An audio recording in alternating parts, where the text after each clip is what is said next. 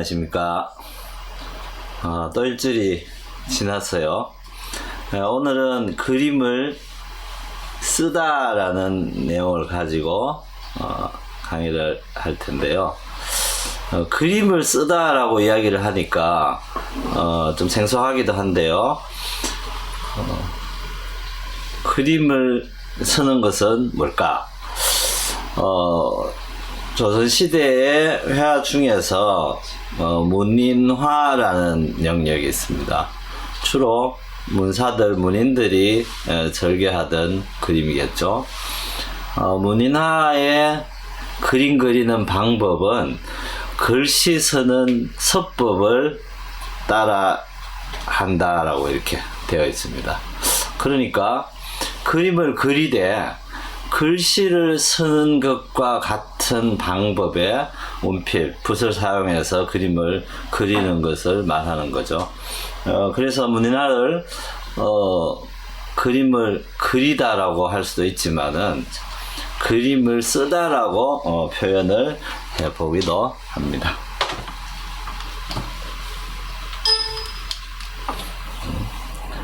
자, 오늘 주로 이야기할 내용이 추사 김정희에 관한 게 많아서 특히 추사가 그림을 그리기보다는 써야 된다라고 이야기한 대표적인 화가 예술가이기도 합니다. 추사는 그림에 이렇게 이야기했습니다. 서건기 문자향이 있어야 제대로 된 그림이다.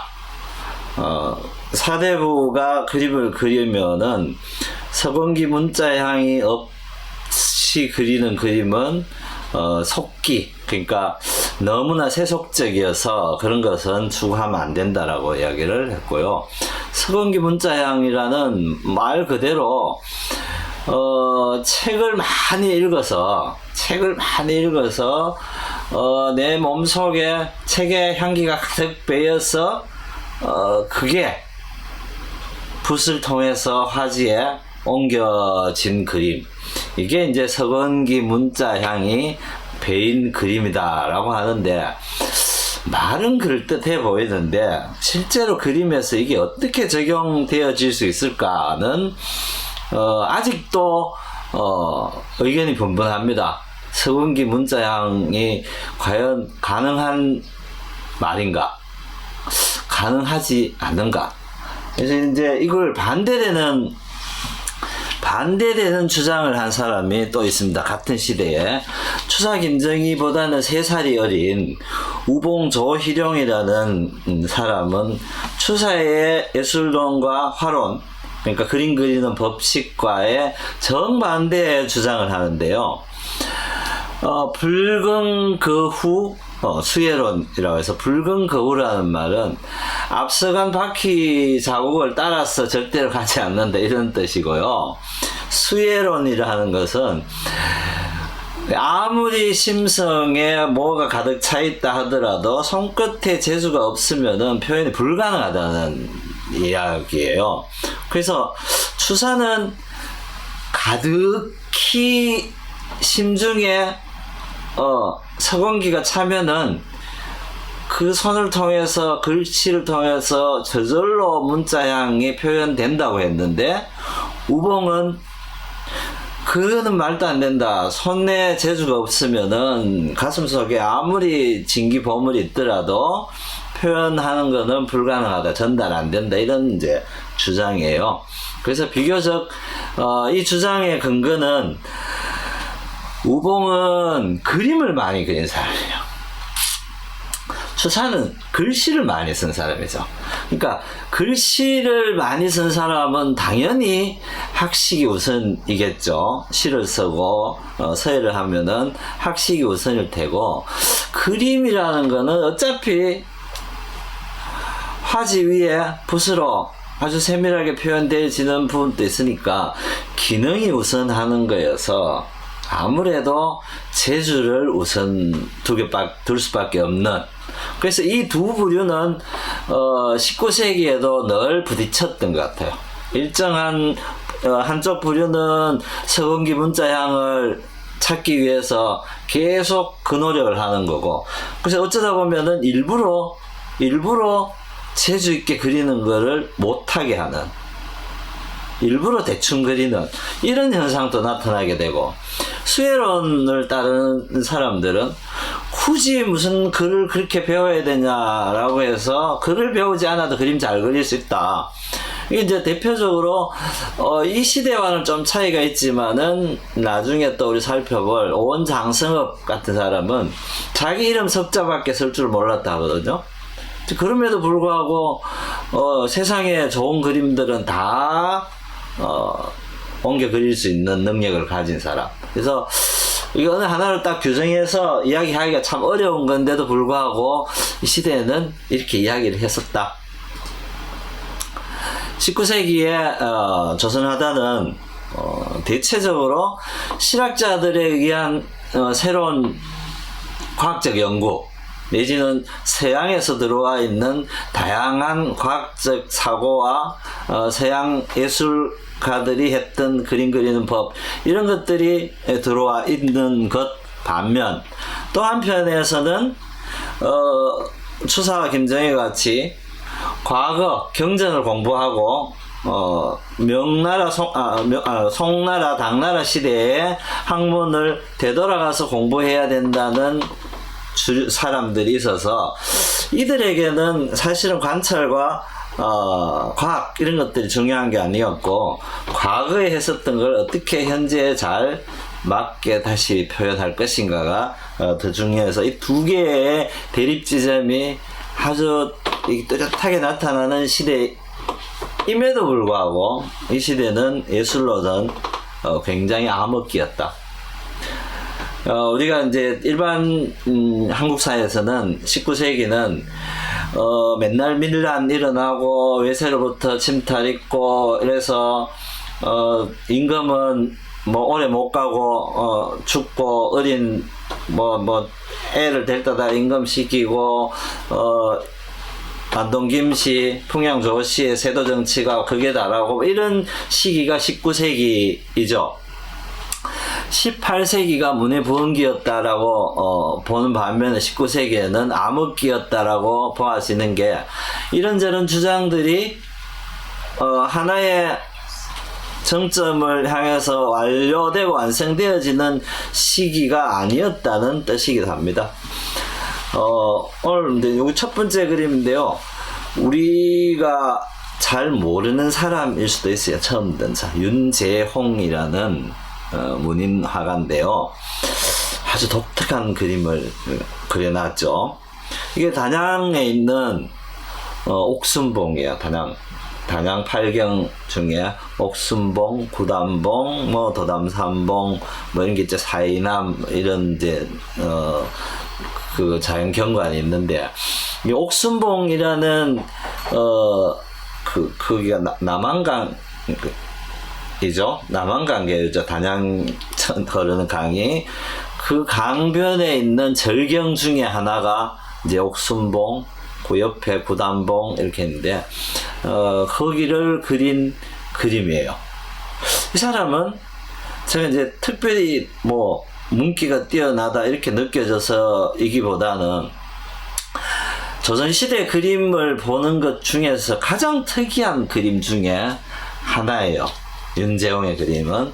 뭐 왜 특이하냐, 이 지금 그림들이 뭘로 그렸냐 하면은요, 혹시 지두화라고 들어보셨나 모르겠는데, 손가락으로 그린 그림이에요. 그러니까 손가락 끝에 먹을 묻히면은 먹이 손톱과 손가락 사이에 이렇게 끼어서 펜에 먹기 묻는 것처럼, 그렇게 해서 붓으로 긋는 선과는 다르게 상당히 그것만의 독특한 미감이 있어요. 붓이라는 거는 아주 날카롭기도 하고 아주 부드럽기도 하고 철사처럼 단단하기도 하고 밀가루 반죽처럼 무르기도 하고 뭐 이렇게 다양한 표현이 되는데, 손끝으로 끊는 목선이라는 거는 그렇게 날렵하지도 않고, 그렇다고 해서 철사처럼 빳빳하게 그어지지도 않고, 그러니까 이게 그것만이 가진 아주 독특한 미감이 따로 존재한다는 거죠. 때로 단단하면서도 투박하기도 하지만은, 그러니까 손이 넓게 칠할 수 없는 그런 영역이어서, 붓은 누르면은 퍼지지만은 손은 이렇게 누른다고 해서 이렇게 넓게 퍼지지가 않잖아요. 그래서 뭐 이런저런 장점들이 많아서 약간의 그 시대의 일반 주류 예술가들이 하는 것에서부터 일탈하고 싶은 사람들에게는 아주 좋은 표현 방법이었을 것이다. 그래서 19세기 중반에는 지두화가 유행을 합니다. 조선 후기에. 그래서 많은 화가들이 지두화를 한두 번씩은 다 그려보게 되는 거죠. 그래서 여기는 진짜 자기가 그리고 싶은 것만 그렸어요. 옥순봉이 이렇게 생겼나? 이렇게 안 생겼거든요. 옥순봉 어떻게 생겼을까 보면은, 요 똑같은 제목의 옥순봉이잖아요. 그죠? 앞에 있는 그림하고도 다르죠? 그래서, 앞에 봤던 그림은, 이렇게 생겼는데, 똑같은 건데, 여기는 다르게 생겼어요. 어떻게 다르게 그려놓고 이렇게 적어놨어요. 자, 옥순봉 안에는 강이 흐르니까 배를 타고 유람하는 뱃놀이를 하는 이제 놀이터죠. 또 뭐 절벽에 올라갈 수는 없으니까 밑에서 절벽을 구경하면서 배 타고 술 한잔 마시고 이런 건데, 이 양반이 거기에 놀 때 제일 불편했던 게 정자가 없는 거였다는 거죠. 배 타고 술 한잔 먹는 것보다 정자에 앉아서 놀면 더 멋있을 경치인데 정자가 왜 없냐는 거죠. 그래서 능허간 2인상의 화첩을 얻어서 방하여 보니, 방하다는 거는 요 그림은 2인상의 그림을 보고 베껴서 그린다는 뜻이죠. 그래서 다른 사람의 화첩을 보고 그걸 옮겨서 베껴 그리는데 정자가 없는 게 너무 아쉬워서 그림에 그림 속에 정자를 그려 넣은 거예요. 그러니까 자, 이거 그려놓고 앉아서 한 잔 먹고 있으니까 그게 참 좋더라, 이런 뜻이겠죠. 그러니까 이 시대에는 겸재정선으로부터 그려오던 사생진경산수라는 것들이 계속되고는 있었지만은, 겸재정선보다 윤재홍의 그림은 훨씬 더 왜곡이 심하죠. 왜곡이 심할 정도가 아니고 없는 것도 갖다 놓기도 하고, 아예 내가 하고 싶은 대로 자연을 배치를 다 새로 하는 그런 정도예요. 자, 실제로 이게 이제 병진의 마첩에 있는 그 김홍도의 옥순봉 그림이에요. 그러니까 김홍도는 사생을 해서 그린 사람이니까 실제로 옥순봉은 이렇게 가깝게 생겼겠죠. 물론 저 밑에 이렇게 정자가 있을 만한 자리가 있는 것도 아니고 강이 흘러가고 있는 데니까요. 자, 이렇게 생겼습니다. 실제로 옥순봉은. 지금은 대천댐이 물이 차면은 이렇게까지 올라옵니다. 응? 충주댐. 충주댐. 그래서 여기 지금 가을수기가 되면 이렇게 내려가는데, 그 시절에 댐이 만들어지기 전에는 물이 이렇게까지도 아니고 이 아래까지 강물이 흘렀죠. 그러니까 비가 좀 와서 물이 많이 흐를 때는 배를 타고 뛰어서 놀 수 있을 테고, 쉽게 생각하면은 우리가 하회마을, 지금 현재 하회마을 가면은 부용대 아래에 강물이 흐르는 정도만 흘렀을 거다. 그렇게 보면 될 것 같아요. 자, 여기는 이제 그 옆에 있는 구단봉 겁니다. 여기도 마찬가지. 이게 사실은 이게 바위만 이렇게 있는 게 아니고 산으로 되어 있는데 바위거든요, 이게.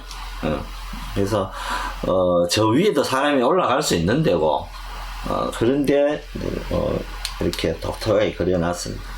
여기 이제 구단봉의 현대 배 타고 가면서 볼 수 있는 풍경입니다. 그러니까 이렇게 생긴 놈을 이렇게 그려놓은 거죠. 그래서 이게 이제 사의라는 게 생각한 풍경이잖아요. 생각해서 그려진, 내 가슴 속에 있던 그려진 풍경인데, 정선의 진경산수는 풍경을 보고 나서 내한테 가장 인상적으로 남았던 이미지를 강조해서 그린 것이었다면은, 윤재홍의 산수화는 본 것 중에서 강조해서 그린 게 아니고, 그 본 것 중에서 가장 인상에 남았던 것만 빼서, 그래서 여기서 요만큼 빼서 그것만 이렇게 두고 그렸다는 게 되겠죠.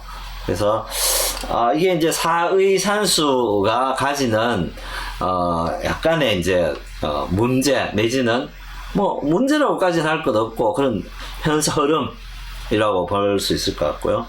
여기도 화적연이라는 얼마 전에 TV에 여기서 뭐 공연하는 장면이 하나 나와서 저기 갔다 와야 되는데 이런 생각이 드는데, 여기 바위예요. 강에 있는 바위 하나를 그린 건데, 이 바위는 겸재정선도 그렇고 이게 의외로 이 바위를 그린 사람들이 많아요. 포천에 있는 바위인데 이 바위예요. 근데 이 바위가 어떻게 저렇게 됐을까? 그죠? 희한하잖아. 이렇게 그려진 바위인데 실제로는 이렇게 생겼어.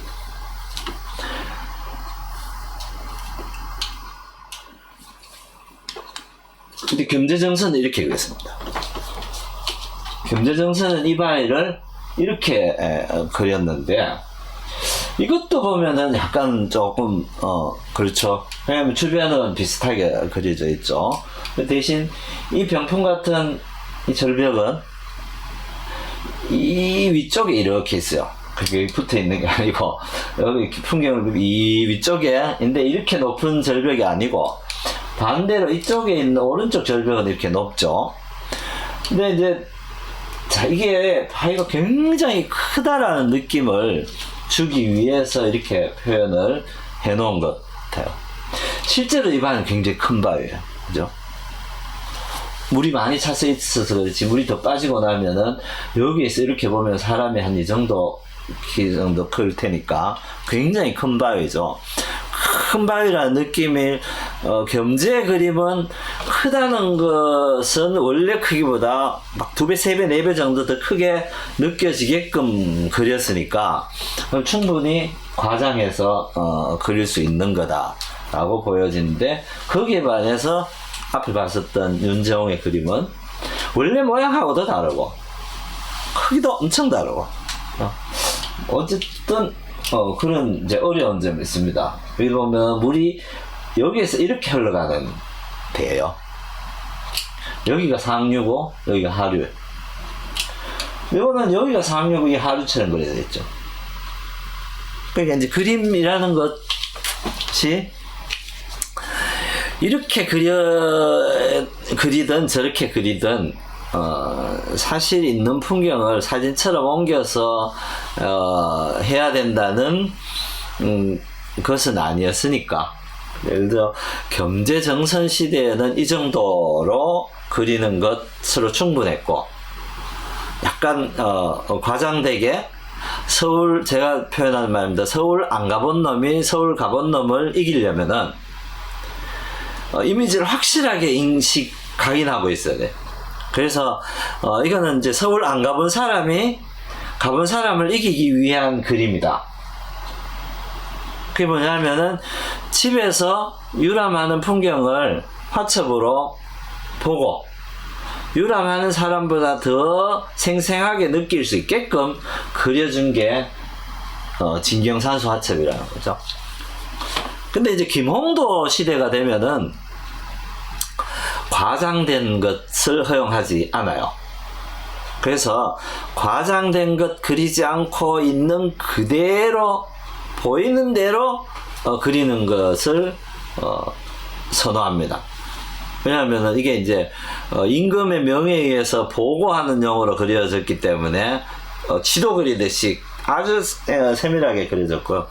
그 시대가 지나고 나면은 윤재홍 같은 이런 특이한 사람들에 의한 특이한 표현들이 나타나게 되는 거죠. 그리고 또 이렇게 여기 이제 능호관이라는 이능호는 능호관 이인상이라는 문인화가를 이야기하는 거예요. 이능호는 번번이 고성화에 향을 피우고 홀로 앉아있는 노인을 즐겨 그렸는데 그걸 왜 그렸는지를 모르겠다. 그 말은 이걸 그리는데 그려보고 싶은 마음과 그 사람이 그렇게 그렸는 걸 따라 그려보면은 혹시 그 마음 알 수 있을까? 이런 뜻이겠죠. 그래서 어떻게 보면은 그림 그리는 방법론에 대한 문제의식 이런 것들이 이전에 하던 기존 틀과 이 사람이 새롭게 하고 있는 것 간의 충돌이 일어나고 있는데 그 충돌을 스스로 설명할 수 있는 그런 방편을 마련하기 위한 일종의 그림이지 않을까 싶어요. 자, 그 다음에 이제 완당 세한도죠. 추사 김정희의 세한도에 관한 추사 김정희의 세한도는 굉장히 긴 그림이죠. 그림 자체가 전체로 보면은 한 14m가 넘는 길이를 가지고 있고 그 중에서 본문 그림에 해당하는 요거는 한 70여 cm 남짓되는 그림이에요. 그 원래 세안도 요 그림 자체는 그렇게 크지는 않지만은 이 그림에 따라붙은 글들이 많아서 굉장히 커져 있고요. 요 글에 관한 내용인데요. 1914년에 김준학이라는 사람이 이 세안도를 소장을 하게 됐어요. 그래서 이 세안도를 소장하게 되면서 표구를 했는데 표구를 할 때 김준학의 이름으로 이러이런 연유로 이 표구를 다시 해서 이거 내가 가지고 있는 거다라는 표식을 하는 거죠. 예전에 그림은 가지는 사람마다 가진 사람의 표시를 했는데요. 중국에는 주로 이렇게 표구를 해서 표시를 하지 않고 그림에다가 도장을 찍었습니다. 그림 한 장에 막 수십 개의 도장이 찍혀 있어요. 누가 가졌다를 도장을 찍음으로 해서 내가 가졌던 그림이다라는 표시를 했고요. 조선에는 이제 이렇게 제발 이 그림을 소장하는 것, 표구하는 경위, 소장한 경위 이런 걸 적어서 같이 붙이기도 했습니다. 자, 여기 이제 세안도 본 그림입니다. 국보로 정해져 있고요. 여기 보면은 이제 세한도라는 글이 써져 있고 우선시상 이렇게 되어 있죠. 그러니까 우선이라는 거는 이상적이라는 제자라고 하는데 추사 김정희의 제자. 그러니까 옛날의 제자라는 거는 지금의 제자, 선생 제자하고는 많이 다른 것 같아요. 추사가 중국에 가서 옹방강이라는 사람을 만나서 사제연을 맺었다고 하는데 거기에 있었던 기간이 한 2달 정도였거든요. 2달 동안 만나서 막 이런저런 교류를 했는데 우리 사제 합세라고 하고 헤어진 거죠. 그럼 죽을 때까지 못 봐요. 편지글만 왔다 갔다 하고 이제 우리는 이제 사제 관계라고 하는 거죠. 그래서 우선 이상적이라는 사람은 역관이었는데 요즘으로 치면은 외교부 중간 관료쯤 되는 사람이겠죠. 통역관.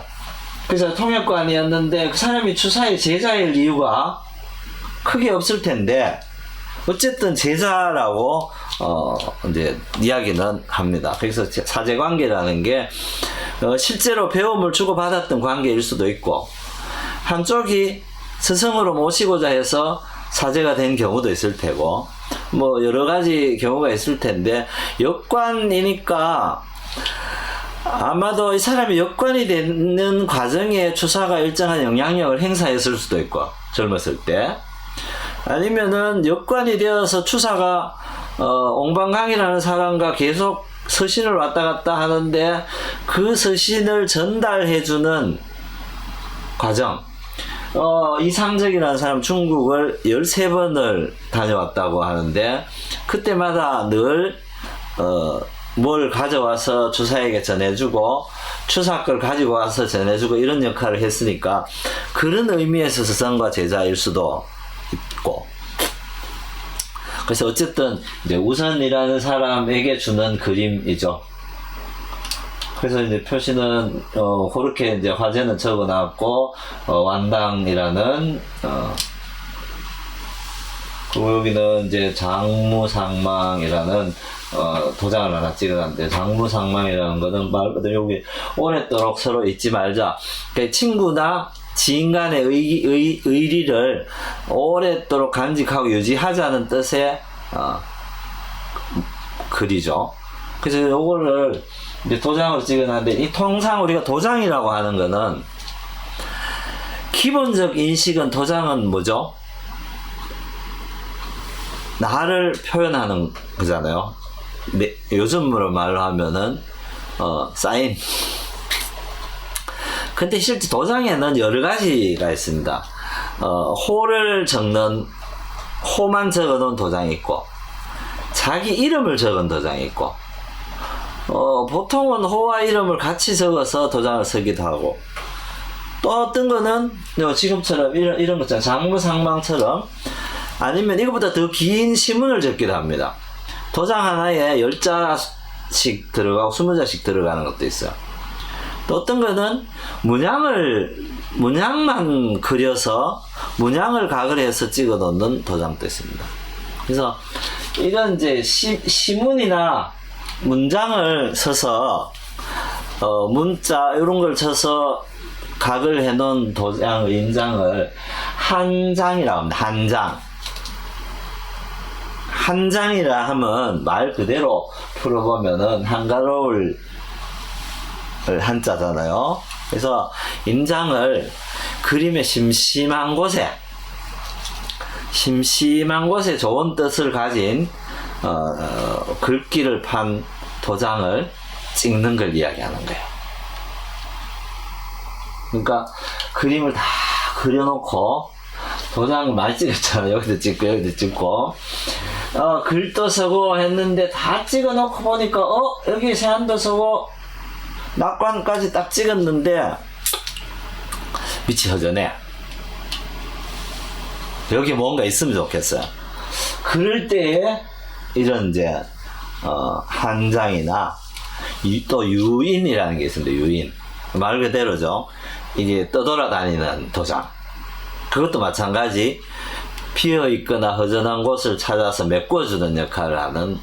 그러니까 우리 회화의 도장은 서양 회화의 사인하고 달라. 서양 회화의 사인은 이건 누구 거다는 표시잖아요. 누가 그렸고 누구 거다는 표시인데 우리 회화의 도장은 누구 거라는 표시이기도 하지만은 모자라는 부분을 채워주는 그림의 두 번째 요소이기도 한 거죠. 그래서 인장은 그런 의미에서 보통 우리가 쓰는 그냥 도장이나 사인하고는 상당히 다른 의미를 갖고 있다.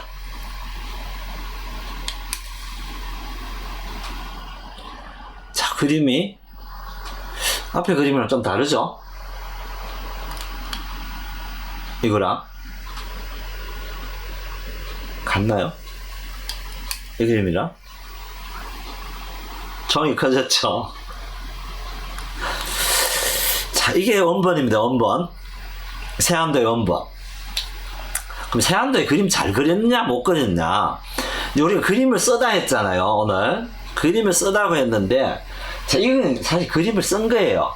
뭐냐, 왜 그림을 썼냐. 이 그림은 추사 김정희가 제자인 이상적에게 쓴 편지글의 일부예요. 그러니까 편지에 쓰여진 그림인 거지. 우리가 소설 같은 거 글 쓰고 시를 쓸 때 우리 시화전 같은 거 하잖아요.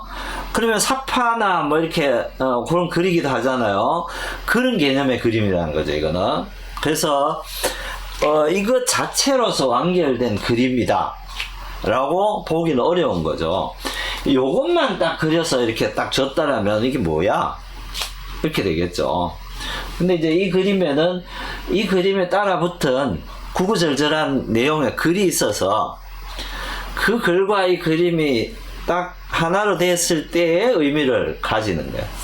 그래서 이제 그리다 보다는 쓰다라고 표현을 했고, 요 그림이 왜 제가 이제 종이를 오려서 더 붙였느냐,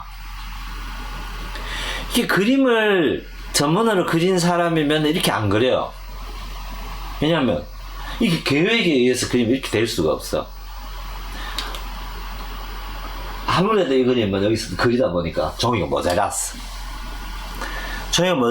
밑에 더 그릴 데가 없는 거예요. 이 종이가 원래 이 세안도의 종이가 석장 5장으로 붙여져 있어요. 뒤에까지 작은 종이에 5장. 이제 한지로. 중국 화선지는 이런 종이가 아니고 한지로 5장이 붙여져 있어서 작은 종이를 대붙여서 크게 만들어서 그린 거예요. 그러면은 어떤 이들은 추사는 그 귀향을 가 있기는 했지만은 최고의 종이나 최고의 먹만 구해서 썼다라고 하거든요. 추사가 그걸 기속적으로 요구해서 누군가가 계속 갖다 줬겠죠. 그 갖다 주는 사람 중에 하나가 이상적이었겠죠. 그런데 아무리 최고의 물건을 갖다 줬다 하더라도 일시적으로 종이가 모자랄 수도 있잖아요. 근데 이때가 아마 그랬을 수도 있을 것 같다. 그래서 아니면은 구구절절한 표현을 하기 위해서는 좀 더 거칠은 종이 이런 게 훨씬 더 효율적일 수도 있겠다. 또 하나는 추사가 제일 싫어하는 그림 중에 하나가 습기, 속기, 습기, 윤기 이런 거. 그러니까 중국 종이는 화선지거든요. 우리 조선 종이는 한지고, 화선지는 풀포화해서 만드는 거예요. 훨씬 부드럽죠, 종이가. 부드러워서 목의 번짐이 아주 빨리 일어나. 근데 한지는 거칠고 풀포화해서 만드는 게 아니고 딱 섬유를 그냥 풀어서 만드는 거거든. 두드려서 풀어서. 그래서 섬유질이 다 살아있잖아. 목이 잘 안 베여요. 목이 잘 안 베이면은 어떤 현상이 나냐면은 추사가 원하는 윤기 없는 목, 거칠은 목, 이런 게 표현이 용이한 거죠. 그래서 종이의 재질의 면에 봤을 때는 추사는 그런 면에서 굳이 화선지를 쓰지 않고 한지를 썼는 이유는 이런 표현이 용이한 종이어서 그러지 않았을까. 그래서 이제 그림을 그리는 거는 뭐 전문으로 그림을 그리지는 않았지만 어쨌든 붓을 늘 사용하는 사람이니까 뭐 그 정도의 인식은 있었을 테고요. 그래서 그리다 보니까 종이는 작아서 더 이상 못 그렸고,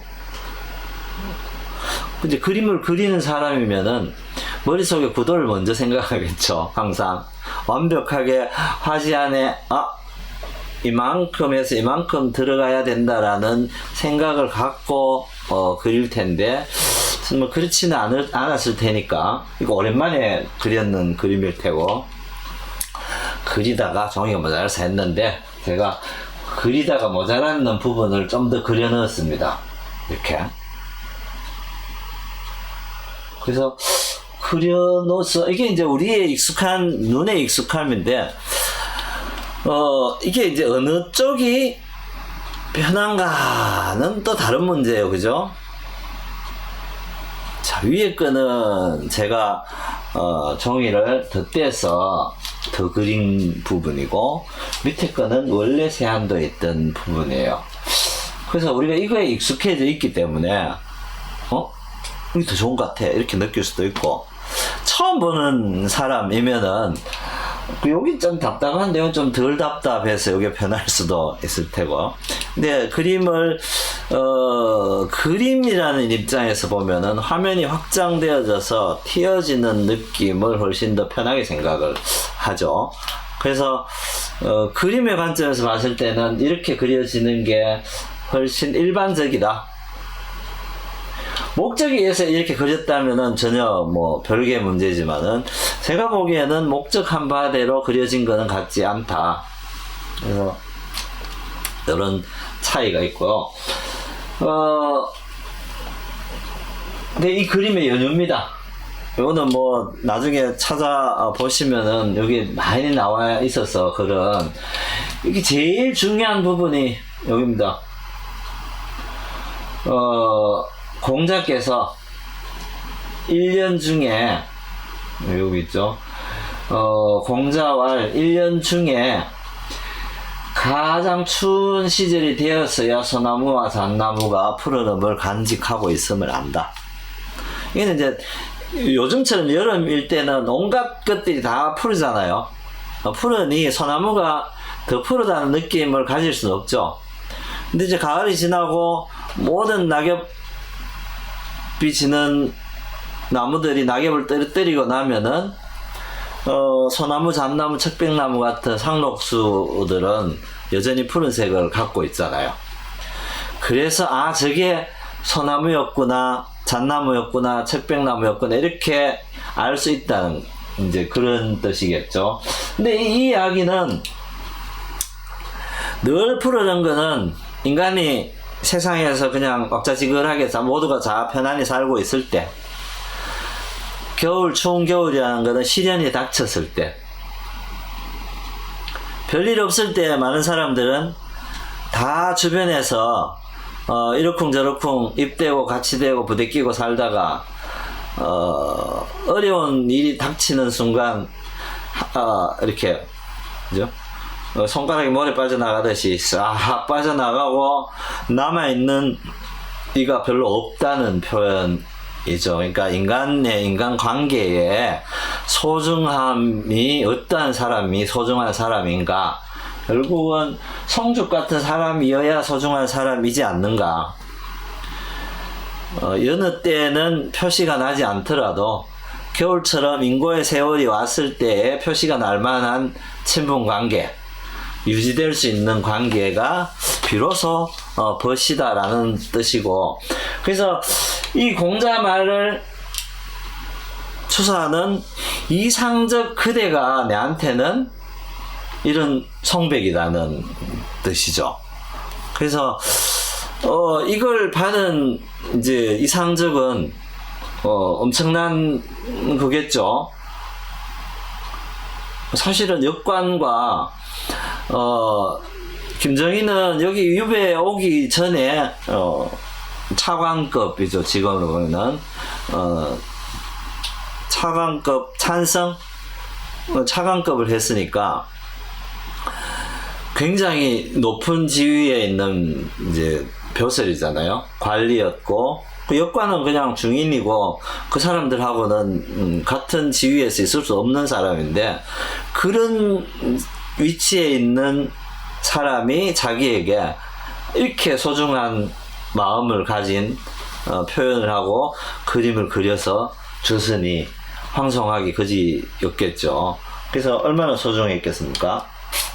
그래서 이걸 중국에 다시 그 다음에 언행을 갈 때 이걸 들고 가서 이렇게 찬문을 받아옵니다. 이 많은 사람에게. 그 찬문 중에 하나가 조무견이라는 시인의 찬문입니다. 그러니까 이 이야기는 세안도의 이야기는 아니에요. 그죠? 이상적과 추사에 관한 이야기들은, 왜냐하면 추사는 유명한 사람이었으니까 중국에서도 그 추사의 유명한 사람에 관한 이야기를 시로 이제 적은 거. 그래서 여기 딱 세안도에 관해서는 겨울숲의 모습이었네라고만 적혀있죠. 그래서 공공하게 처해 있는 추사의 현실이 좀 그렇다. 이제 이런, 그러니까 그래서 이게 이제 단순히 이 세안도에 대한 찬문이 아니라는 거죠. 그러니까 그 세안도에 대한 찬문이려면은 세안도에 관한 감성을 적어야 되잖아요. 이 세안도를 보니 뭐 찬바람이 쌩쌩 불고 뭐 어쩌고 저쩌고 뭐 이렇게 적혀야 되는데 그게 아니고 추사와 우선의 관계에 대한 이야기, 추사가 거기에 귀양 가서 7년 8년째 있는 상황에 대한 이야기, 뭐 이런 이야기만 있는 거죠. 그래서 이게 그림으로 온전히 뭐 완품이다 이렇게 보기에는 약간 무리가 따르지 않나. 사람들이 계속 추사를 위대한 사람으로 만들어야 되는 뭔 숙명 같은 게 있나 봐요. 그래서 위대한 사람이 되고 나면은 모든 게 다 위대해져야 되니까 하나하나 추사의 행적에 다 따라서 위대하게 만들어 나가고 있는 게 아닌가. 이게 이제 똑같은 세안도예요, 그죠? 세안도인데 추사보다 나이가 3살이 많은 권도닌이라는 추사의 친구가 그린 세안도예요. 추사의 친구가 권도닌이 추사에게 이 세안도를 그려서 보냈어요. 그 이야기는 권도닌은 막 잘 나가고 있을 때요. 추사는 귀양가 있고, 하나는 잘 나가고 있고 하나는 귀양가 있는 상황이니까 잘 나가고 있는 사람이 귀양가 있는 사람에게 미안한 감정 더하기, 너 귀양가 있지만 여전히 내한테는 제일 중요한 친구야 라는 표현으로 세안도를 그려보낸 거죠. 그래서 여기까지가 권도닌이 그린 그림과 글이에요. 그래서 이렇게 세안 사물을 그리고 이렇게 그냥 간단하게 이렇게 적어놨어요. 시를 담았다. 그러고 이걸 추사에게 보내서 추사가 요 세안도라는 제목을 적고 여기 자기의 감흥을 이렇게 적어놨어요. 그래서 여기 이제 합작품인 거죠. 원래 요걸 편집글로 보냈는데 추사는 받아서 요걸 이제 더 달아서 한 첨으로 만들어 놓은 거죠. 그래서 실제로는 이렇게 표구를 하라고 한 건 아닐 테고, 세안도가 표구가 되기 전에는 그냥 낱장으로 대부분 아마 있었을 테고요. 여기도 보면은 이 그림이랑 이 글은 따로예요. 그림 그리고 글씨 따로 써서 붙인 거예요. 왜냐면은 이런 데 보면은 점이 반틈 잘렸잖아. 점이 반틈 잘렸는 거는 종이가 붙어 있는 상태에서 그렸으면은 점이 넘어갔겠지. 이렇게 넘어가서 한 점이 됐을 텐데 잘라내고 이 종이가 붙은 거예요. 글쓴 종이 따로, 그림 그린 종이 따로. 대부분 다 이제 그렇게 하는 거죠. 여기도 보면은 똑같은 도장이 하나 있어. 아까 추사의 거기에 장무상망이라는 게 있었죠. 네모로 된 도장. 여기에도 권도니니가 그림에 찍은 도장에도 똑같은 글이 찍혀 있어요.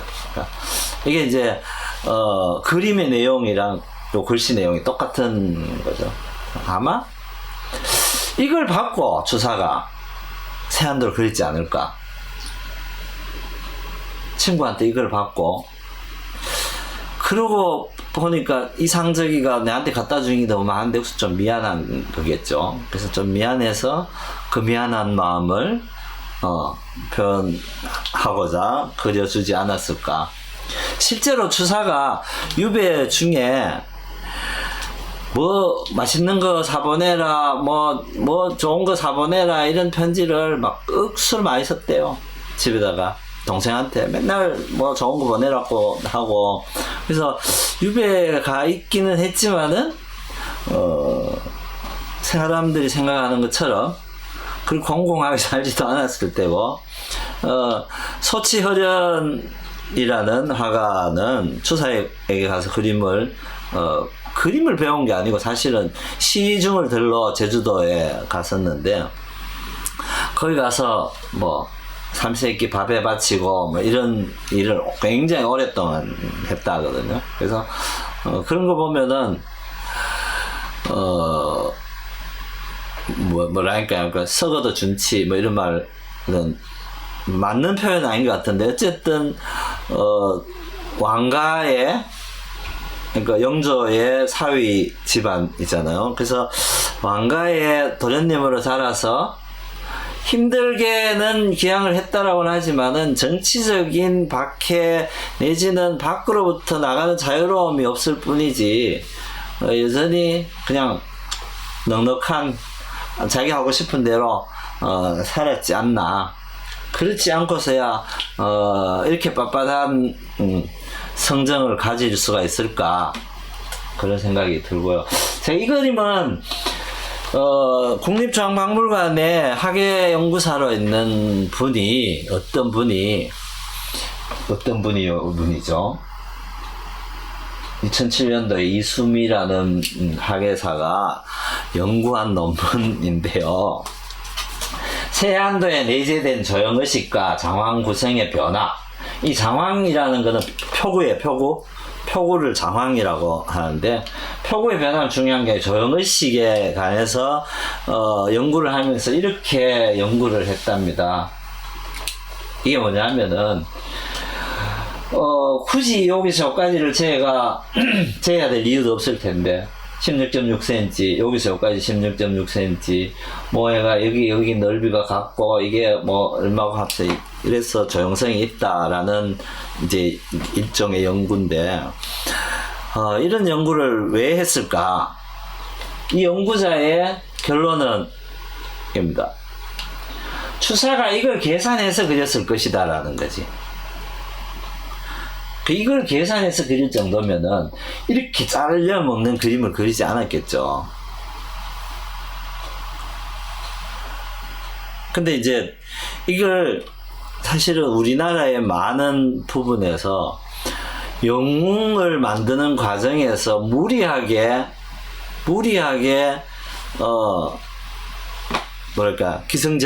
연결을 자꾸 이제 하는 거죠. 그래서 추사를 세안도가 그 그림 자체로서 볼품 없는 거다라고 이야기하는 순간 영웅이 될 수 없잖아요. 그래서 이 속에는 많은 숨은 게 있어야 되는데, 실제로 추사가 숨겨놨는지는 아무도 모르잖아. 그러니까 우리가 그냥 그 이후에는 계속 말로서만 만드는 거죠. 지어내어서 하든, 글을 사게 꾸미든, 뭐 장식하는 말을 하든, 이렇게 계속 위대하게끔 보이게 계속 장치를 마련하는 거죠. 설마 이렇게 계산해서 그렸다면은 얼마나 머리가 아팠겠어요. 그러면은 뭐 일로만 계산을 해, 이쪽으로는 계산 안 하고 세로도 계산도 해야지, 그죠? 이 세로 비례도 계산을 해야 될 거 아니에요. 그러면은 이 집 구조도 계산을 해야 되고, 근데 딱 그것만 계산하고 나머지는 하지 않았다. 이건 조금 옆에가 있는 거죠. 그래서 이제 화론 중에 하나입니다. 추사가 이야기하는 그림을 어때 해야 된다. 이게 이제 이 이야기는 소치허련에게 추사가 해준 이야기야. 소치허련은 그림 재주가 아주 뛰어난 사람이고 그림 잘 그리는 사람이에요. 근데 이제 추사는 잘 그리지만 잘 그리는 게 능사가 아니다. 이게 있어야 된다. 그죠? 쭉 보면은 화격은 공제로부터 시작하는데 공제는 신운의 경지에는 못 갔다. 아주 뛰어나진 않다는 거죠. 그죠? 정성과 현재는 안목만 혼란하게 할 뿐이니 따라 배우지 마라. 이게 수려하다는 거죠. 수려해서 그림이 수려해서 사대부로서 가져야 될 아까 문자양 서공기라 했잖아요. 이거를 방해하는 요소로 작용하기 때문에 그 수려함을 따라서 하려고 노력하지 말아요. 그래서 그 실제로 이후에 소치는 색도 다 버리고요. 모란을 먹으러만 그린 모란을 그립니다.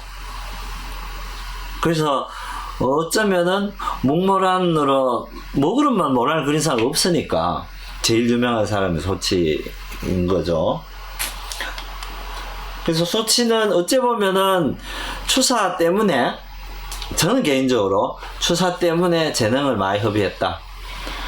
더 위대한 화가가 될 수 있었는데 그 발전에 할 수 있는 길목을 막아서 스스로 계속 억제하고 수양하는 과정으로 더 발전할 수 있는 거를 못했다. 그렇게 볼 수도 있지 않을까. 물론 그 후대가 오랫동안 호남 일가의 화맥을 삭고 있어서 소치 이래 지금 7대까지 계속 화가 생활을 하고 있거든요. 그 집안에 많은 사람들이. 추사가 가장 존경했던 화가의 그림입니다. 이게 원나라의 예찬이라는 사람의 그림인데 이제 이런 걸 원한 거죠. 추사가 원하는 그림은 먹을 최대한 아껴서 여기 이제 번진 먹이 없잖아요. 아주 까실까실하게 최대한 먹을 아껴서 필요한 부분만 딱 쓴다. 이게 이제 초목이라는 초목 아주 짙게 가른 먹, 짙게 갈았는 짙은 먹을 가볍게 표현할 수 있는 훈련이 필요한 거죠. 이거는 쉽게 이야기하면은 요즘으로 치면은 콩태, 색연필, 이게 이제 사실 짙은 연필 같은 짙은 거잖아요. 한 가지 색으로 그리는 소묘와 같은 이제 그런 그림을 원하는 거죠. 근데 이제 이 사람들은 전문 화가란 말이에요. 그러니까 전문 화가가 그리는 거는 초목으로 그리든 농단목으로 그리든 간에 일정한 레벨의 수준을 유지하는 거죠. 근데 이제 사대부 화가들이 그 놀매삼에 그리면은 이렇게 못 그리죠. 그래서 아마도 추사가 예찬이나 황공망이나 이런 사람들의 그림을 직접 보지는 못했을 테고 건너받은 그림이거나 아주 소품들이었거나 이런 그림들을 본 느낌으로 자기가 표현하고자 노력했을 텐데, 그래서 나타나는 약간의 불일치, 이론과 현재 실제 불일치가 있지 않았을까, 그렇게 보여집니다. 자, 이런 그림들을 보면은 정말 먹을 아껴 썼지만은 있을 거 다 있고, 그죠? 아껴 썼다고 해서 없는 게 아니거든. 있을 거 다 있고 깊을 거 다 깊고 표현할 표현 다 돼 있단 말이에요. 근데 이게 굉장히 이제 어려운 일이겠죠. 사실은 어려운 일이니까 쉽게 안 그려지겠죠. 근데 추사의 그림입니다. 그렇게 하려고 노력을 많이 이제 한 거죠. 한 건데 문제는 양반은 그림을 그리는 사람이 전문으로 아니었으니까 이렇듯 저렇듯 그림이라는 거는 서예도 마찬가지지만은 일정한 시간을 잡아먹지 않으면은 기능이 성장하지 않아요. 그 재주가 있다고 기능이 생기는 게 아니고 기능은 수련해야 생기는 거고, 그러니까 시간이 필요한 건데, 시간이라는 거는 먹을 딸고 붓을 종이를 채워내는 양이거든. 그래서 그리는 양이 많지 않으면은 발전할 수 없는 게 사실은 그림인 거죠. 근데 이제 그 조선 후기 화가들이, 특히나 사대부 화가들이 문자양 설공기라는 이 큰 화두를 갖고 고민을 해도 안 풀리는 문제가 이제 그거였을 거라는 거죠. 그러니까 왜 안 풀려지니까, 그렇다고 해서 내가 이 품위가 있는데 그냥 시중에 화공들하고 내가 같이 취급되면 안 되잖아요. 그러니까 이게 같이 취급되는 게 싫으니까 뭔가 다른 요소를 만들어서 구분을 해야 되는 거죠. 그래서 계속 추상적인 표현에 의한, 그게 요즘 현대미술하고 비슷한 게요. 현대미술이 출발이 병기를 전시장에 갖다 놓고 샘이라는 이름을 붙이잖아요. 이게 원래 물건이 가지는 의미와 다르게 새로운 의미가 부여되는 과정이거든. 자, 이게 이제 현대 개념미술의 출발이에요. 개념미술 출발인데 이게 비슷한 거라는 거죠. 그러니까 추사의 그림이 그려놨는데 합리적 설명은 안 돼. 근데 이게 대충 그렸다고 이야기하면 또 안 돼요.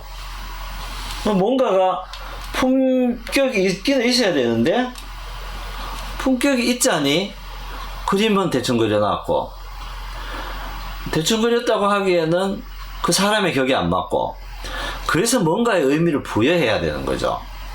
그래서 짝대기 하나 꺼놨는데도 의미를 부여하고, 뭐 색칠 이상하게 해놨는데도 의미를 부여하고, 이렇게 부여하게 된다는 거죠. 자, 이 그림들은 그 시대에 살았던 화가의 그림입니다. 화가의 추사의 영향을 많이 받은 사람들이에요. 추사의 글씨를 보면은 추사체에 가까운 글씨를 써요. 그래서 여기 두 개는 우봉 조희령이라는 사람의 매화서옥도. 그래서 집 그린 거나 이런 모양들이 사실은 여기 이제 세안도에 있는 집이 다 이 집이에요. 그죠? 이런 집이에요. 원래는 화공들은 이렇게 집을 그렸어. 좀 더 디테일하게.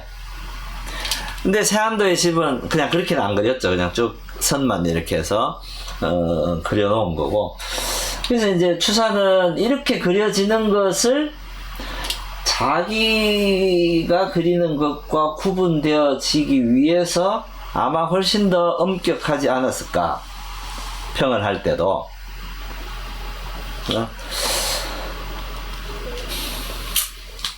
자, 이게 이제 모질도라는 그림인데요. 뭐 같아요? 고양이. 근데 고양이인데, 고양이가 희한하게 생겼잖아요. 자, 이 그림은 귀양 가는 길에, 권돈인이란 아까 이제 세안도를 보내온 친구 있잖아요. 그 친구에게 보낸 그림이래요. 그려서. 그러니까 아마도 이 그림만 있는 게 아니라 여기도 편지가 있었겠죠. 이 그림에 사연에 해당하는 편지가 내가 지금 내 지금 신세가 쫓긴 늙은 구차한 고양이처럼 뭐 이렇다든지, 아니면은 그대라도 고양이 이제 이 그림에서, 우리 그림에서 고양이는 뭐 이런 나이를 상징하는 숫자를 상징하는 의미로 그려졌으니까 그러면 그때까지 우리 잘 살다든지 뭐 그런 내용이겠죠. 그래서 요것만 하나 달랑 있어서는 이게 뭐 그림도 아니고 일단 황칠도 아니고 뭐 그런 거죠. 근데 이거는 장택상이라는 사람이 가지고 있다가 없어진 그림이에요. 현재는 존재하지 않습니다. 사진만 남아있는 그림이고, 이 그림하고 진짜 고양이하고 내가 비교를 해봤죠. 오른쪽 그림은 김홍도가 그린 고양이입니다. 이렇게 그리고 싶었겠지. 추사님들 고양이를 그리면 고양이처럼 그리고 싶지 않았겠어요? 근데 문제는 이 그림은 전형적으로 나타나는 그림 공부를 하지 않는 사람이 그리면은 백발백중 이렇게 그려지는 걸로 나옵니다. 누가 그려도. 옆모습은 우리가 잘 그리지만은 앞에서 보는 앞뒤로 긴 이 원근감이 생기고 덩어리가 표현돼야 되는 이 구조는 공부하지 않으면은 그리지 못해요. 이 몸통이 옆으로 본 몸통이잖아요. 그냥.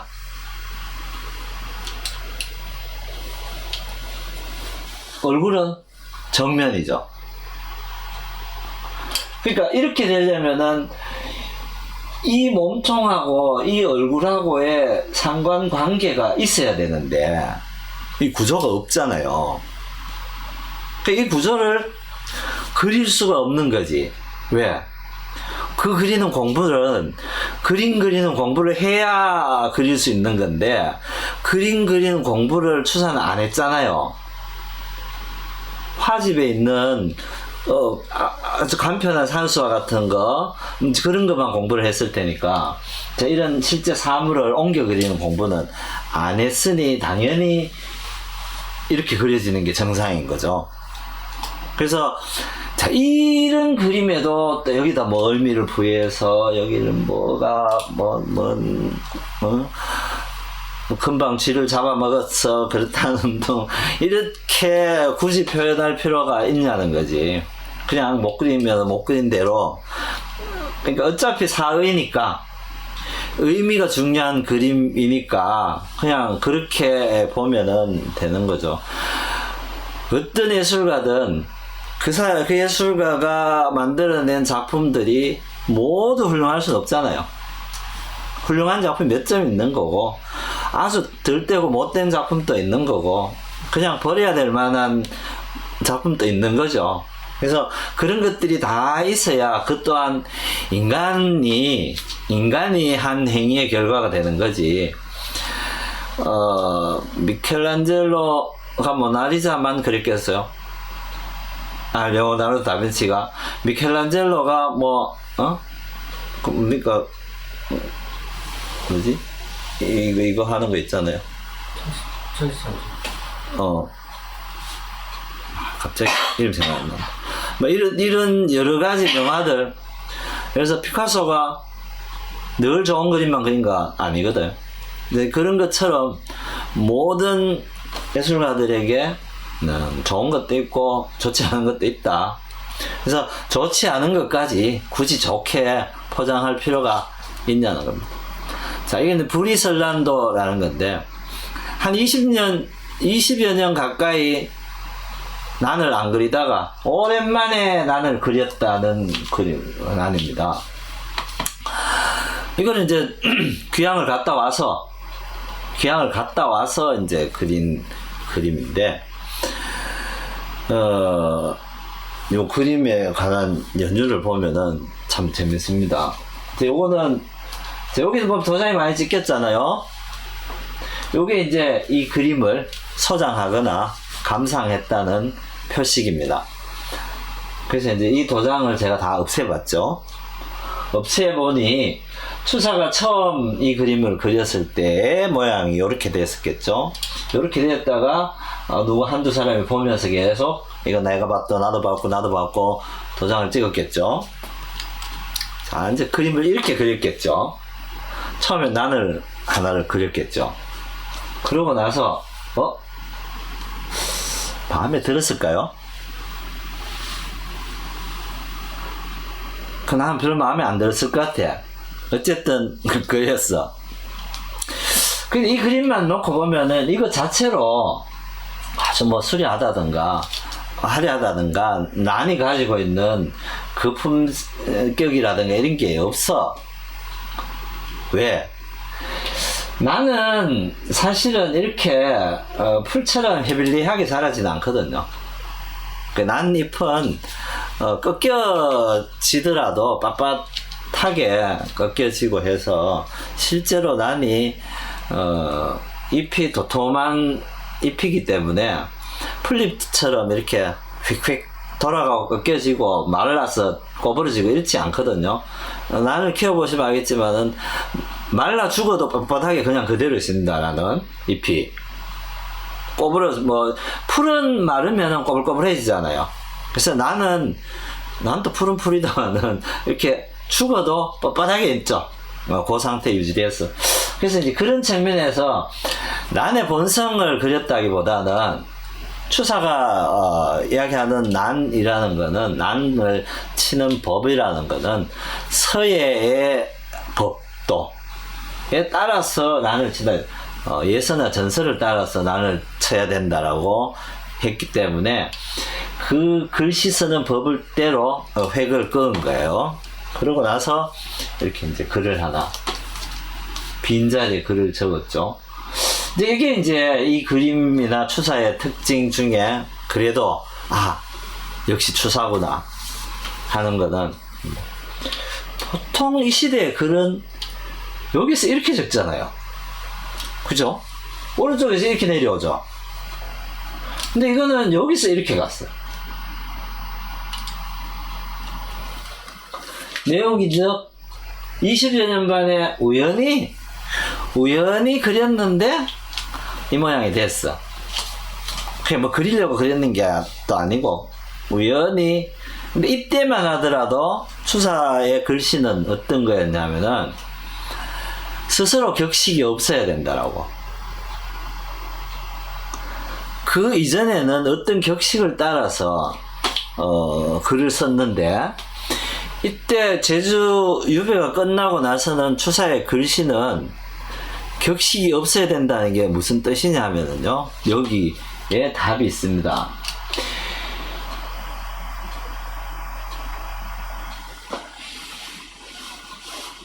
지금 안일 풀자죠, 그죠? 이렇게 되면 풀자처럼 돼 있죠, 그죠? 근데 이 안에 있는 글씨 중에 같은 글씨라도 글씨의 모양이 같지가 않아요, 추사의 글씨는.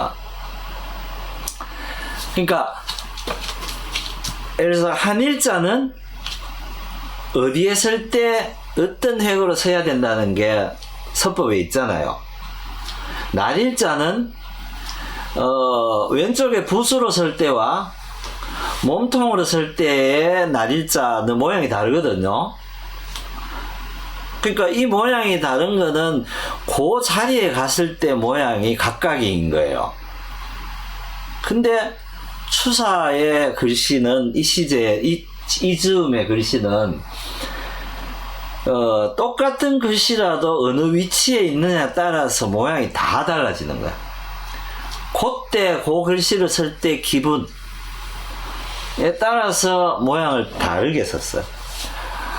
그러니까 당연히 그림도 보면 여기에 이제 그런 게 없어, 격식이. 예를 보면은 이 난을 칠 때는 이런 게 있어요. 첫 번째는 뭐 하나 꽂고, 그 다음에는 뭐 코끼리 눈 모양에 뭐를 해야 되고, 뭐 코끼리 눈 모양을 깨는 그 다음에 선을 그어야 되고, 뭐 이런 게 있거든요. 근데 이제 그런 법칙이 안에는 없어. 그러니까 자기가 지금 쓰고 있는 추사 글씨, 지금 추사체라고 이야기하는 그 추사체에서 자기가 하고 있는 법칙, 그러니까 구속됨과 구애됨이 없는 자유로운 표현, 이게 이제 이 그림 속에 들어있다는 거죠. 이 글씨도 마찬가지. 그러니까 이게 이렇게 써야 됨에도 불구하고 보통은 이 종이 쪼가리 모양으로 봐서, 그죠? 이 모양으로 봐서 여기에는 글씨가 여기부터 시작해서 가는 게 좋을 게겠다. 그렇게 해서 이렇게 써진 거죠. 그 다음에 여기 이런 말 있죠. 만약 어떤 사람이 또 그려달라고 이거를 이럴 수 있잖아. 누구한테 뭘 주고 나도 하는 게 저 이렇게 할 수 있잖아. 또 그려달라고 요구하면은 뭐야? 마땅히 유마거사의 말없음으로 사야. 유마거사의 말없음이라는 거는, 그러니까 유마거사라는 선성이 돌을 닦는데, 도가 뭐냐고 이제 제자가 물을 거 아니야. 막 도에 관한 논쟁을 하다가, 근데 이제 물었을 때에 그냥 아무런 말도 하지 않고 했었다는 그 이야기. 그러니까 이 말은 딱히 이거와 똑같은 그림을 내가 또 그릴 수 없다는 거죠. 그 이야기는 추사의 그림이나 서예에서 그 법이라는 거는 같은 걸 반복하지 않는다는 뜻하고 같은 거죠. 그러니까 같은 걸 반복하지 않는다는 거는 스스로 어떤 규칙을 정해놓지 않았기 때문에 같이 할 수도 없고 해서도 안 된다는 뜻이에요. 그래서 이 이야기는 사실은 요즘 서예하는 사람이, 저는 주사체 연구하는 사람들이 이 말을 잘 받아들여서 풀었으면 좋겠다라는 생각이 들던데 그렇게는 안 되는 것 같아요. 그 다음에 또 밑에 얘는 또 이쪽에서 이렇게 썼어. 여기 써놓고 보니까 이게 너무 무거웠겠죠. 이렇게 위가 너무 무겁잖아. 그것도 불편한 거예요. 그래서 밑에 한 줄 더 써. 별 내용이 없잖아요. 여기는 내용이 있지만은 여기 내용 없잖아. 그냥 뭐 소서와에서 기자의 법을 그렸으니 어찌 알겠으면 어찌 좋아하겠네. 세상 사람들은 이거 그림으로 생각 안 한다는 거지. 이 시절에 사람들은 난초라고 생각도 안 한다는 거죠. 근데 그래도 할 수 없다는 거지. 이제 그런 뜻이야. 그러니까 이 그림하고 되게 관련이 꼭 써야 되는 글도 아니에요. 근데 그것만 써놓고 보니까 그것도 밑에 또 안 맞잖아. 그래서 한 줄 또 더 써. 이야기 또 여기서 이렇게 썼어. 자, 이거는 달준이가 누구냐 하면은 집에서 먹가는 애야, 먹가는 애야. 그쵸, 글씨를 많이 써야 되니까 먹가는 사람이 따로 있을 거 아니에요. 지가 가고 지가 쓰진 않았을 거 아니에요. 그러니까 먹가는 친구가 있었는데 자꾸 그림 하나 그려달라고 보챘겠지. 갖고 싶다고. 달준이를 위해서 암을 이렇게 그렸거든요. 그러니까 여기도 마찬가지. 한 번만 있었지 두 번 다시는 없다. 이 그림을 그릴 수가 없다. 똑같이. 성객 노인이 서다. 그래갖고 해서 도전까지 다 같이 끝났어. 근데 달준이 주려고 그렸는데 오규일이라는 사람이 놀러와가 자기 마음에 든다고 자기가 가져간다 했나봐. 그러니까 달준이는 된 거지. 실제로는 달준이를 주기 위해서 그렸는데 갖고 간 사람은 오규일이 된 거죠.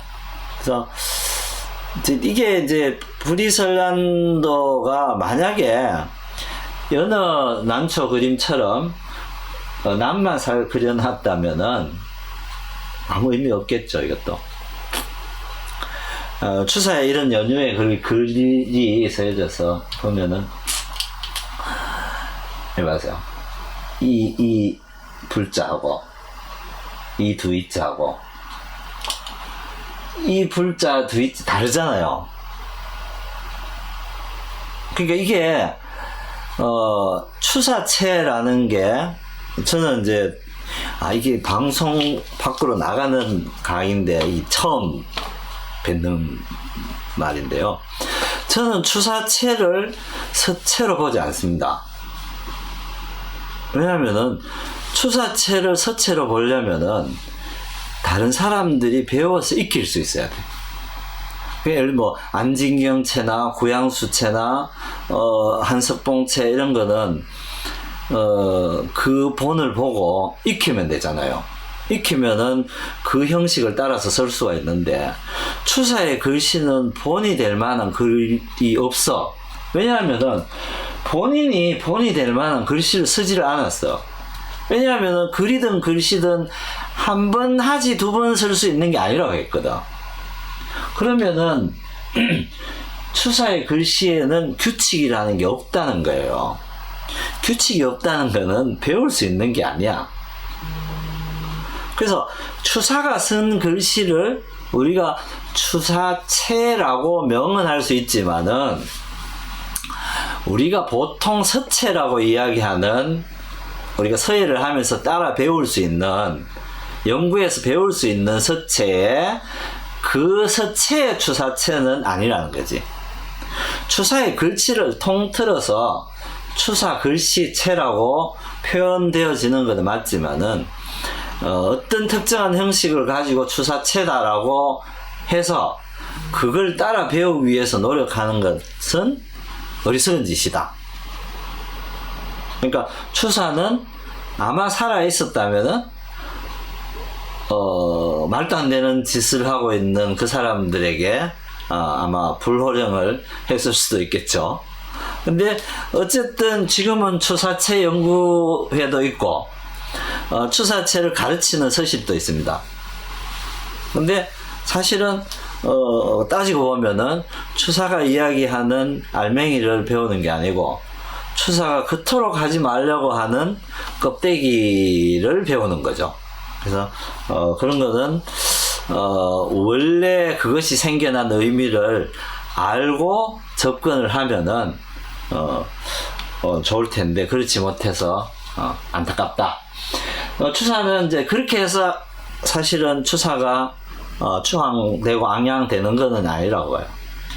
자유로운 자기 예술을 한 예술가로서 그냥 존재하는 것 자체만으로도 충분한데 왜 자꾸 그렇게 만들어 나갈까 이런 생각이 듭니다. 뭐 이제 이게 이제 인장까지 다시 다 찍혀 있는 글입니다. 자, 이 추사에 난 화첩 중에 한 장입니다. 이거는 아마도 추사체가 완성되기 전의 그림인 것 같아요. 아까 그 20년 전, 20년 만에 그렸다 했잖아요. 20여 년 전에 그렸던 난 그림인 것 같고요. 그래서 이게 나중에 추사가 이야기하는 것하고 본인이 이야기하는 것하고 이거하고 비교해보면은 이제 자기가 하지 말아야 되겠다라고 된다라고 했던 게 이 난에는 있거든요.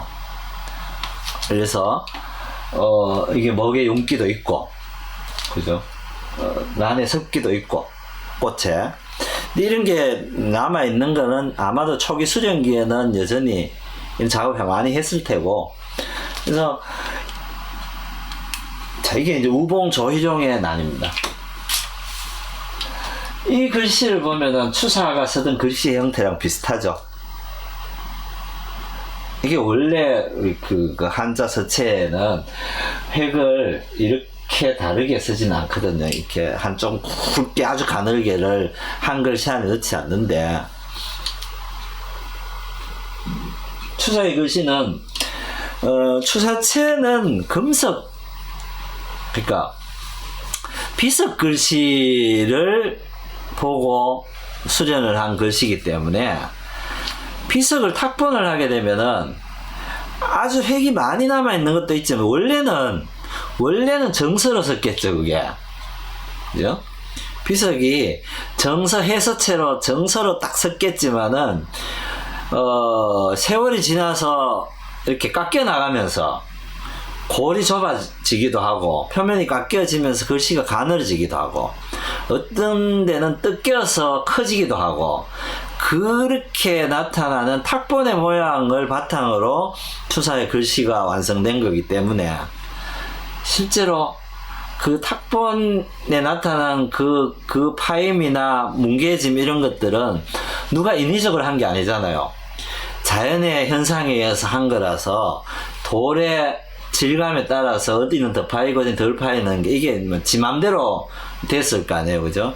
그래서 거기에 나타나는 자연스러움이 자기 서체로 옮겨오는 과정을 겪었고, 그 과정을 오랫동안 겪어서 추사의 글씨가 완성된 거니까 그 중간중간에 영향을 주변 사람들에게 많이 줬겠죠. 당연히. 그래서 뭐 추사가 조희룡의 난에 대해서 악평을 해놓은 글이 있거든요. 근데 이렇게 보면은 이 난이나 저 난이나 뭐 크게 다르지 않잖아요. 그죠? 자, 이게 추사의 난이고 이제 우봉의 난인데 뭐 그렇게 다른가? 전 제가 보기에는 크게 차이가 없어. 뭐 여기 약간 획이 부드럽기는 하지만은 그래서 이게 여기서 만약에 추사의 낙관을 찍어 놓으면은 뭐 글씨도 뭐 추사 글씨 같고 추사의 그림이라 글씨라 해도 뭐 크게 시비 걸 만한 게 아닌 그런 거죠. 그렇습니다. 이거 넘어가노. 예. 자, 이거는 이제 전설 같은 이야기 한 자락. 이거 요즘 논란이 많습니다. 여기 이제 해남 대흥사인데요. 추사가 유배를 가면서 대흥사에 들렀다가 이 이광사의 대홍보전이라는 글씨를 보고, 야, 이 글씨가 말이야, 우리 조선의 글씨를 다 베리고 있는 글씨인데, 저걸 여기에다가, 여기 이제 대흥사 주지가 초이선사였고, 초이라는 자네가 글씨를 알만한 사람이 저걸 저기다 걸어 놓냐라고 욕을 했다죠. 그러니까 저걸 떼고 내가 써줄 테니까 걸어라. 내가 이걸 떼고 걸어 놓고 유배를 갔다. 갔다 오는 길에 유배지에 8년을 지내고 보니까 마음이 수양이 좀 됐는지 수사가 가만히 생각해 보니까 그때 내가 몹쓸 짓을 했다. 거기 다시 가서 그때 그 뗐던 현판이 지금 보관하고 있느냐 해서 초이는 잘 안 버리는 게 습관이어서 아직도 있을 거다. 그러면 그때 내가 글씨를 잘못 보고 그런 말을 했는데 내가 써놓은 걸 떼고 저걸 갖다 걸어라. 다시 걸어놓고 왔다라는 그냥 전설. 이게 이제 어떤 학자는 이제 말도 안 되는 이야기를 사실인 양 역사화해서 지금 하고 있다라고 하고, 이 이야기를 전설처럼 한 거는 유홍준의 문화유산 답사기에 쓰여져 있어서 그게 이제 전설이 사실처럼 굳어져 가는 상황이죠. 역사와 사실은 전설과 역사는 다르다는 게 역사학계의 사람의 이야기고, 저희 인문예술학계 사람들은 전설도 시간이 지나면은 역사가 된다. 삼국유사가 다 전설이잖아요. 삼국사기 전설이 태반이고, 그래도 여전히 역사로 되고 있지 않느냐 이런 이야기를 합니다. 자, 이게 이제 대홍보전이라는, 자, 이 글을 보고 추사는 이 글씨에는 너무 수려하다. 너무 수려하고 먹에 기름기가 너무 많다 이렇게 표현을 했답니다. 그러니까 한석봉의 글씨도 보면은 아주 통통하게 돼 있잖아요. 그리고 아주 유려하게 쓰여진 글씨여서 이제 이런 것들이 이제까지 추사의 그림이나 글씨를 보면은 그림은 황공방 예찬의 까실까실한 그런 그친 법을 좋아했었고, 글씨는 금성문의 탁본으로부터 출발했으니까 당연히 곱고 따뜻하고 거친 맛이 있어야 되는 거죠. 근데 붓이라는 거는 피석에 우리가 정으로 각한 모양하고는 다른 거죠. 붓이 지나가는 자국은. 그래서 통상서에는 붓이 지나가는 자국이니까 당연히 아주 매끈하게 쓰여지는 게 맞죠. 근데 이제 추사라는 사람은 어쩌면 그 영역에서 월등해서 그런 붓을 가지고 그런 까실한 맛까지 내는 글씨를 만들었다는 것, 그게 추사체라는 것은 위대하다 이렇게 볼 수 있겠죠. 무량수가 이건 이제 추사가 서주고 갔다는 글이고 현재 현판으로 걸려 있습니다. 이건 이제 가기 전에 글씨니까 아직 완성된 글씨는 아니죠. 이건 이제 창암 이삼만이라는 사람이 전주에서 유명한 사람인데, 이 사람이 한번 이제 추사가 가는 길에 이제 유배 갔다가 올라가는 길에 한강으로 올라가는 길에 들러서 만나고 가서 이제 거기에서는 아주 유명한 서예가인데 평을 해달라고 하는 말에 추사가 이 시골에서 그냥 서예로 밥은 먹고 살 많은 한해 그러고 이제 올라갔다는 그런 이제 일화가 남겨져 있는 이삼만의 글인데요. 참 대단한 사람이죠. 그래서 이 창암이라는 사람이 그런 추사를 보고 떠나가고 막 제자들이 화가 나서 막 테러를 가할 정도의 화가 났을 거 아니에요. 그러고 말리고 나서 한 이야기가 추사는 글은 잘 쓸지 몰라도 인간은 덜 된 것 같다. 그렇게 표현하고 말았대요. 그런 면이 있죠.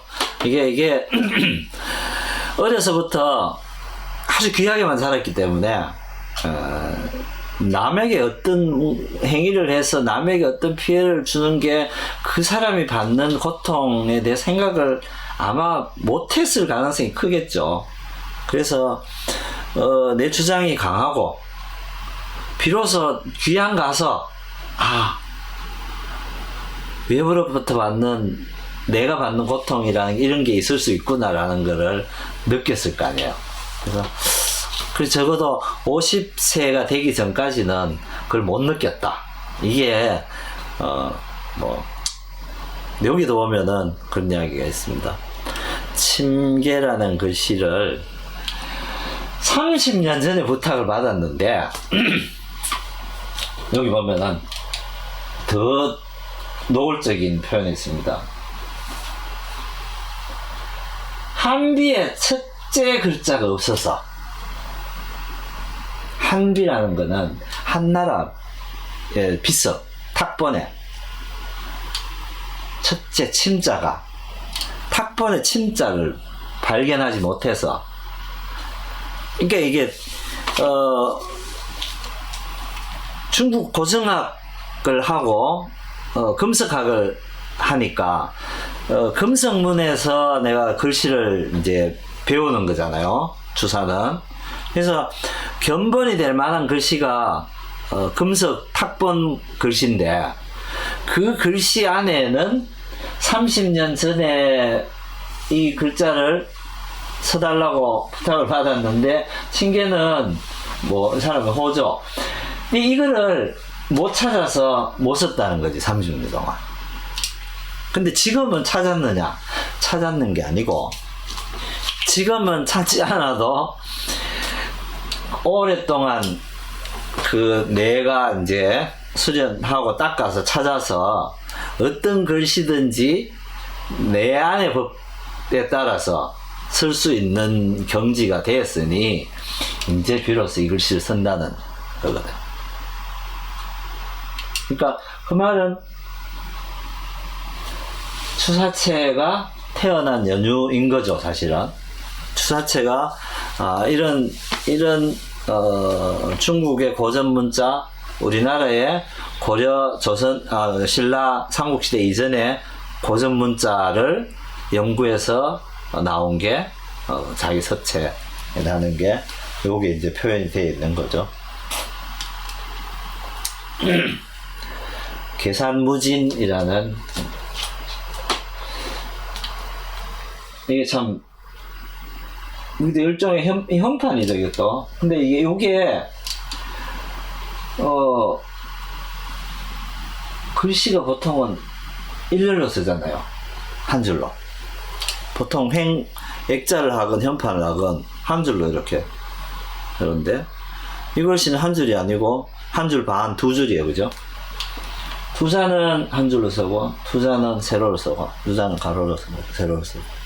이렇게 해서 글씨를 쓰는 데 있어서 화면을 구성하는 것에 대한 지극한 고민이 있었던 것 같아요. 앞에 세안도에 그림을 그리는데 고민했던 것하고는 비교가 안 될 만큼 글씨를 쓰는 데는 온 성심을 다했던 것 같아요. 그래서 글자를 획을 없애기도 하고 그래서 줄이기도 하고. 그래서 이제 그런 면에서 이렇게 나타나는 글씨로 화면을 구성해서 시각적인 여유까지 그림을 그리는 양 쓰여지는 최초의 글씨라고 봐야 되겠죠, 이런 게. 이전에 어느 누구도 이런 구성으로 글씨를 쓰지 않았으니까. 그래서 현대 미술을 하는 분들이 추사의 글씨나 그림을 보고, 야, 이게 21세기, 20세기 우리나라 현대 미술의 원류를 찾으려면 여기에서 찾자, 이렇게 이야기를 하기도 하는 거죠. 그래서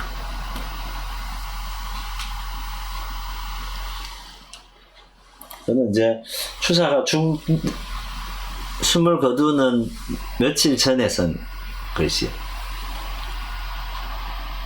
이게 봉은사에 있는 탐전이라는. 자, 이 글씨를 보고 사람들이 다 그랬는데, 이거 진짜 초등학생이 쓴 글씨 같네. 근데 이제 원래 글씨를 이렇게 써야 된다는 법이 다 사라진 거죠, 여기는. 사실은. 근데 다 사라졌는데, 뭐 어디를 어설프게 쓰여진 것 같은데, 굳이 찾아보면은 어설픈 데는 별로 없어요. 이게 어떤 이제 이런 경우 있죠. 사람이 옷을 입고 있는 어떤 사람이, 저 사람이 넋으로 흐름한 것 같고 뭔가 모자라는 것 같은데, 굳이 부족하거나 불편한 데를 따져서 찾아보면은 고칠 만한 데는 없어. 근데 어설픈 게 그렇게 나쁘지도 않아. 하여튼 뭔가 모자라는 것 같은데 찾으면 모자라는 게 안 보여.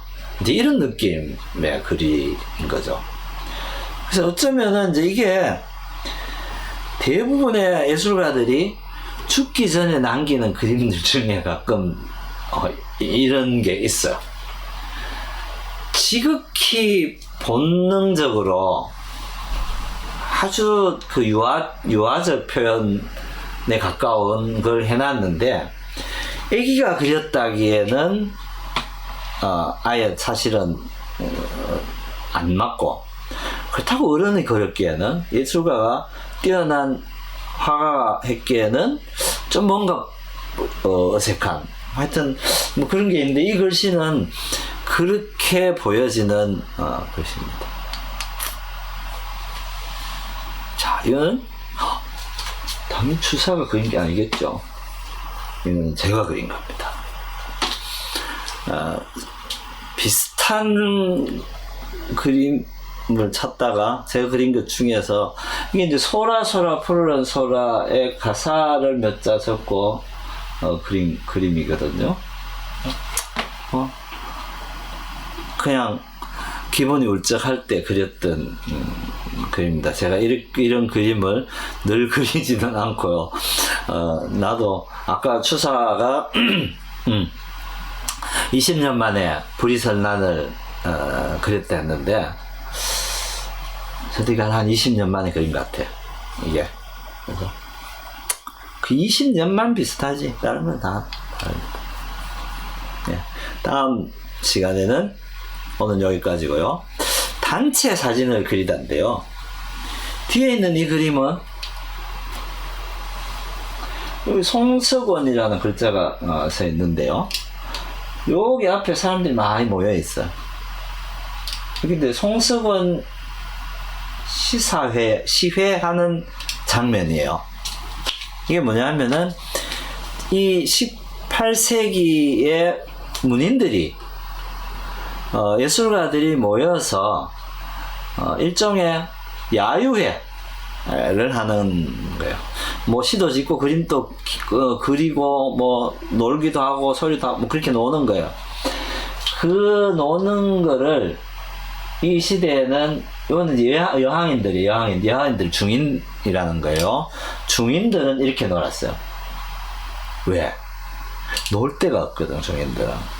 이때 중인들은 돈은 있는데 계급은 아직 못 갖췄어요. 그러니까 양반들은 누각이나 정자에서 놀았어요. 루에서. 그러면 경치 좋은 루에서 술 마시고 경치 좋은 정자에서 술 마시고 놀았는데 중인들은 거기는 아직 못 가. 그냥 양반들만 가는 데여서. 그러니까 이제 경치 좋은 이런 야외에서 노는 거를 즐겼는데 여기는 송석원이라는 사람이 살던 집 후원이에요. 이 사람의 집이 어디? 뒤에 산 밑에 이렇게 집을 지어서. 그러니까 이렇게 놀았는데 이렇게 놀면은 반드시 놀았는 기록을 남기는 그림을 그렸어. 근데 그거를 우리는 아회도 뭐라고 부르기도 하고 이제 그걸 일종의 요즘으로 표현하면 행사 단체 사진인 거죠. 단체 사진을 반드시 남겼다. 우리나라 사람들이 행사하면은 단체 사진 찍는 이유가 여기에 있었다. 그러니까 DNA에 단체 사진을 꼭 찍어야 되는 DNA가 우리한테 있어.